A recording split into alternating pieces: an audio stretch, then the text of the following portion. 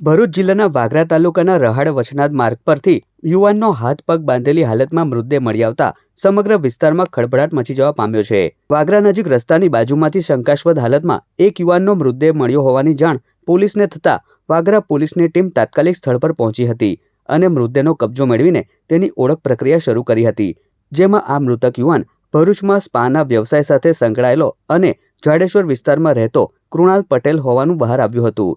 કૃણાલ પટેલ છેલ્લા કેટલાક દિવસોથી ગુમ હતો અને તેના ગુમ થવા અંગે ભરૂચ શહેર સી ડિવિઝન પોલીસ મથકમાં ફરિયાદ પણ નોંધાઈ હતી। પ્રાથમિક તપાસમાં યુવાનના હાથપગ બાંધી ગળે ટૂંપો દઈ તેની હત્યા કરવામાં આવી હોવાનું અનુમાન વ્યક્ત કરવામાં આવ્યું છે। હત્યા કર્યા બાદ મૃતદેહને વાગરા નજીક લાવી ફેંકી દેવાયો હોવાની શક્યતા પોલીસે વ્યક્ત કરી છે। વાગરા પોલીસે મૃતદેહને પોસ્ટમોર્ટમ અર્થે ખસેડી વધુ તપાસ હાથ ધરી છે। આ સાથે જ હત્યાનું કારણ, સંડોવાયેલા શખ્સો અને ઘટનાની સમગ્ર કડીઓ જોડવા પોલીસ દ્વારા વિવિધ દિશામાં તપાસ ચાલી રહી છે।